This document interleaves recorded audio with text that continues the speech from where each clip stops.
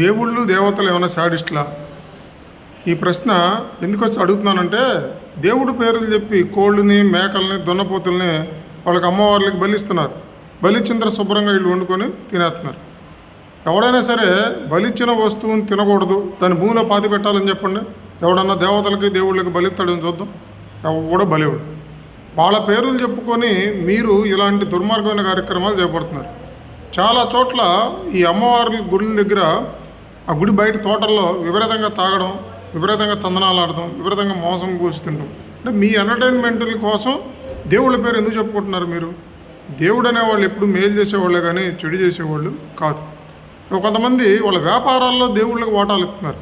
దేవుళ్ళు వాటా ఇస్తే 10% వాటా అంట, వచ్చిన లాభాలను తీసుకుని దేవుడు హుండీలు వేస్తారంట. ఏందండి ఘోరం? అంతేకాకుండా పలానా మొక్కు తీర్చలేదు కాబట్టి మా ఇంట్లో ఈ చెడు జరుగుతుంది, ఇమీడియట్గా వెళ్ళి మొక్కు తీర్చాలి. దేవుడితో మనం ఏమైనా బాకీ ఉన్నామా? దేవుడు ఏమైనా శాడిస్టా మన మీద ప్రతీకారాలు తీర్చుకోవడానికి, పగబడటానికి? దేవుడు అంటేనే మంచివాడు. ప్రాబ్లమ్స్ అన్నీ నువ్వు ఆలోచించే విధానంలోనే ఉన్నాయి. నీ ఆలోచన వల్ల దేవుడికి ఎన్ని ఆపాదించమాకండి. దేవుడు ఎప్పుడు హాని చేయడు. నువ్వు పట్టించుకున్నా పట్టించుకోకపోయినా, దండం పెట్టినా దండం పెట్టకపోయినా దేవుడు అంటే దేవుడే. నీ కోరికలన్నీ దేవుడి మీద రుద్ది, నీ పాపాలన్నీ దేవుడి మీద రుద్ది దేవుడితో వ్యాపారం చేయమాకండి. నీకు భక్తి ఉంటే చెయ్యి, నీకు మనశ్శాంతి లభించుద్ది. అంతే తప్ప నాకేదో వచ్చిద్ది, అప్పుడే నేను దేవుడికి ఇది ఇస్తాను, నేను 100 కొబ్బరికాయలు కొడతాను, లేదా నిలువు దోపిడీ ఇస్తాను, లేదా కోడిని ఇస్తాను, లేదా మేకనిస్తానని దేవుడితో ఈ రకంగా డీల్స్ ఏర్పాటు చేసుకోవడం ఎంతవరకు కరెక్టో కొంచెం లాజికల్గా ఆలోచించండి.